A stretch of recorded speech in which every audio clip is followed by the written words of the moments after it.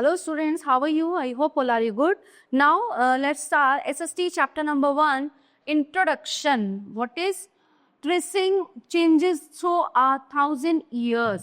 ठीक है, thousands years पहले जो changes मतलब जो अब 1000 सालों में जो बदलाव हुए हैं, आइए वो देखते हैं क्या है, पहले क्या चीजें थी. Let's begin. The study of the past is divided into three periods. तो जो हमारा past है, जो बीता हुआ समय है बहुत पुराना, तो उसको 3 पार्टों में डिवाइड किया. Ancient medieval, modern periods, ancient medieval and modern periods. यानी कि क्या है, प्राचीन काल, मध्यकाल और आधुनिक काल, modern periods. The medieval periods lie between the ancient and the modern period.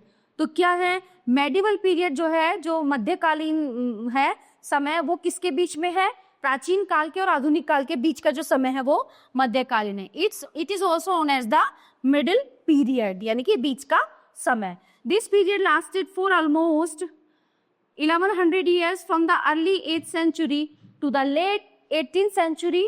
Many changes in society, economy, politics, religion and culture were made in the 8th century, which initiated the period. Similarly, further great changes that took place in the 18th century ended this period. तो क्या हुआ, ये जो मध्यकाल आया, जो बीच वाला जो पीरियड आया था, this period lasted for almost 1100 साल इसको हुए हैं, खत्म हुए. From the early 8th century in the late 18th century many changes in, मतलब समाज में, अर्थशास्त्र में, इकोनॉमी के उस पे, पॉलिटिकल लेवल पे, कल्चर लेवल पे बहुत सारी चीजें चेंज हुई हैं. Which initiate this period. Similarly further great changes that took place in the 18th century ended this period. Different name of for India. अब आते हैं जो मध्यकाल में भारत के जो डिफरेंट नेम आए, तो वो क्या क्या हुए. Across the ages India has been referred, across the ages India has been referred to by different names. However, quite often the area of land suggested by each name has differed. The geographical area varied from the region at the Indus and its tributaries on the entire subcontinent. The most famous among these names are listed below. जो उस समय पे जो भारत के नाम रखे गए. अब देखिए, सबसे पहले था जम्बूद्वीपा. कब था ये, जब श्री राम का सतयुग का जो टाइम था, उस टाइम पे Jambudvipa. This name is mention in ancient Buddhist text and the Puranas. ठीक है, बुद्धिस्ट उसमें लिखा गया है, पुराणों में.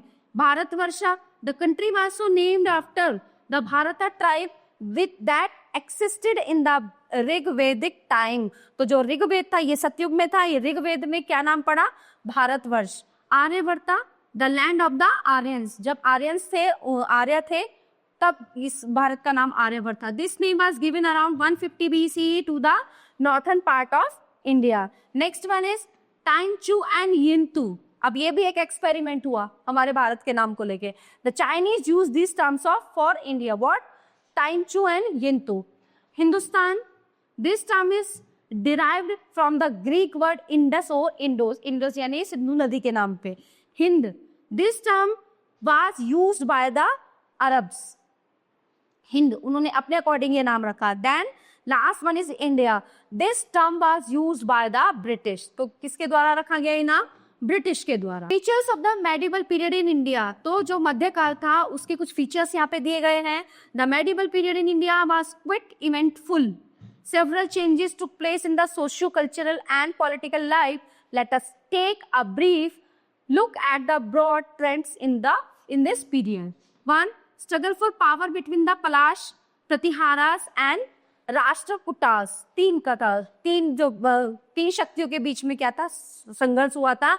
पलाश, प्रतिहारास और Rashtrakutas. Next one, emergence of several Rajput kingdoms in northern and western India. ठीक है. Extensive clearing of land to spread of agriculture and establishment of larger settlement. ठीक है, तो क्या चीजें established हुई, agriculture. Formation of complex societies with economic and social differences. Arrival of the Turks from the northwest and establishment of the Delhi Sultanate. Spread of the Bhakti and Sufi movements. Establishment of the Mughal Empire. यहाँ पे मतलब जो जो चीजें हुई, किनका यहाँ पे वो हुआ, मुगलों का. Rise of the Marathas and Sikhs. Maratha और सिखों का उदय. Increase in trade and economic prosperity of India, क्या बढ़ी, इकोनॉमिक जो प्रॉपर्टी थी वो उनका ट्रेंड बढ़ा यहाँ पे। Arrival of European companies, Europe कंपनियों का आना, एमर्जेंस ऑफ न्यू सिटीज, नए शहरों का बनना, evolution of composite Indian culture, भारतीय संस्कृति का और ज्यादा बढ़ना, हिस्ट्रियंस एंड देयर सोर्सेज, जो हमारे हिस्ट्रियंस हैं, जो इतिहासकार हैं और उनके सोर्सेज। तो क्या क्या स्रोत थे उनके, the job of a historian is to study the important aspect to the time period in the past. तो अगर इतिहासकार नहीं होते तो हमें कुछ नहीं पता होता कि हमारे पास्ट में क्या हुआ था, प्राचीन काल में क्या हुआ था, मध्यकाल में क्या हुआ था, ठीक है। They do this with the help of various sources of history such as coin, inscription, paintings, monuments and textual information from political as well as social record. तो उन्हें भी किस चीजों से पता चला, उस चीज के बारे में जो हमारी हिस्ट्री है, जो हमारा मध्यकाल का टाइम है, सिक्कों के द्वारा, पेंटिंग्स जो बनी हुई थी दीवारों पे, खंभों पे, ठीक है, वो पेंटिंग्स बनी हुई थी, मॉन्यूमेंट्स जो भी वहां पे मॉन्यूमेंट्स थे, जैसे सांची का स्तूप है, इस तरह से बने हुए थे, and textual information from political as well social records. During the medieval period paper was widely available, मतलब क्या होता था, मध्यकाल में पेपर इतने आसानी से अवेलेबल नहीं होते थे। Thus it was used to abundance, it was used to write accounts of religion, chronicles of kings, about judicial systems, wars, rewards, cultures and traditions, societies, life of people, etc. Manuscripts were collected and kept by kings, temples, monasteries and even by wealthy people. ठीक है, तो ये जो चीजें होती थी, रखी जाती थी किस पर, राजाओं के द्वारा मंदिरों में, तो ये चीजें हमें वहां से मिलती थी। वेल्दी, वो जो अमीर लोग होते थे उनके पास ये सब चीजें होती थी। These old manuscripts provide a lot of information to the historians. The manuscripts help historian retell the story of the past. ठीक है, even with the help of manuscripts, retailing the past is not an easy job. ये एक कुछ आसान काम नहीं था इन चीजों को सुरक्षित रखना, because authenticity of information is questionable. उस पर भी एक प्रश्न खड़ा हो गया था, as manuscripts were made and the later copied by hand. उनको रखा गया और उनको फिर हाथ से लिखा गया। There are two main sources of medieval history, what? Archaeological history and sources and literary sources. Archaeological sources होते हैं, दूसरा literary यानी कि लिखा हुआ। अब archaeological sources क्या होते हैं? Archaeological sources include monuments like places, mosques, temples are object. ठीक है ना, archaeological जो आर्किटेक्चर बने होते हैं, जैसे मंदिर, मस्जिद, बहुत सारी चीजें, like painting, sculpture, inscriptions of epigraphs and coins. They give valuable information about the past. Let's learn about some of them. ठीक है, तो वहां पे इनका वर्णन हुआ करता था। Now next points. Coins of medieval India were made of silver, gold and lead. They provided information about the ruler and the prevalent language. तो क्या होता था, जिस भी देश का जो भी इस देश का शासक बनता था, वो अपने शासन काल में सिक्के लॉन्च करता था एक तरह से, और उन सिक्कों पे उस राजा की फोटो, उसके बारे में, और कितने से कितने टाइम तक उसने राज किया। तो इन चीजों को, ये चीजें कुछ हमें सिक्कों के द्वारा भी मिली हैं। ठीक है, the dates on them allow historians and predict the dates of events as well as of other activities in which those coins were used. जैसे मैंने अभी बताया था आप लोगों को।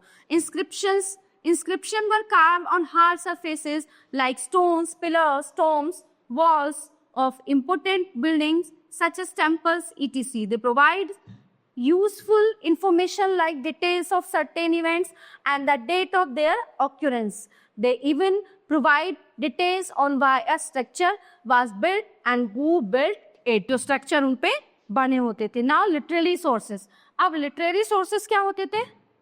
Literary sources are written records like biographies, autobiographies, record of accounts, chronicles. Literary sources are written records like biographies, autobiographies, record of accounts, chronicles, of course, farmers and official notice or royal letters, and included day-to-day matters of public interest. तो क्या होता है, literary sources में क्या होता था, biographies लिखी होती थी, ऑटोबायोग्राफीज लिखी होती थी, ठीक है, accounts, chronicles of course, farmers of official notice और रॉयल लेटर्स लिखे होते थे, included day to day matter of public interest. Day to day जो पब्लिक के वो होते थे उन पे court records and travels, court जो उनका दरबार लगते थे उनके रिकॉर्ड्स बने होते थे। Literary sources may be religious and secular. Earlier writing was done on palm leaves. ठीक है, किस पे लिखते थे? पाम, चीड़ के पत्तों पे. On the bark of the birch trees, sheep leather, पेड़ की खाल पर, wood blocks on stone tablets. ठीक है, paper became the chief writing medium since the 13th century and could be preserved better than earlier writing mediums. Let's learn about some literary sources. Autobiography. An autobiography is a story of a person's life. तो जो भी ruler होता था, जो भी शासक होता है, उसके ऊपर जो है, जो भी ऑटोबायोग्राफी, उसके बारे में, उसका पूरा जीवन का वो लिखा होता था उसमें. Written as a record by the person himself, उसी खुद के द्वारा ही वो लिखा जाता था. A biography is the story of a person's life that is written by someone else with the help of the concerned person, his, her family and friends. Let's learn about some literary sources. अब देखिए यहाँ पे कुछ autobiographies और biographies दी गई हैं.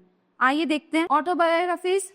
फुतुहात-ए फिरोज शाह तुगलक की है ये.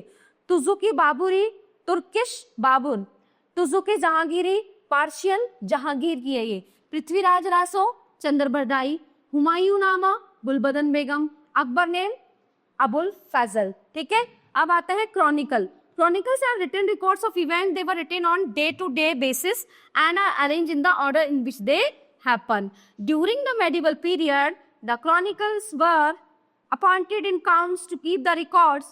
Most chronicles of that period were written in Turkish and Persian. Sometimes authors revised their chronicles. Ziauddin Barni, a 14th century chronicler, wrote his the first chronicle in 1356. 2 years later, he wrote another version of the original chronicle. Now, I hope you all are enjoying this chapter. Thank you.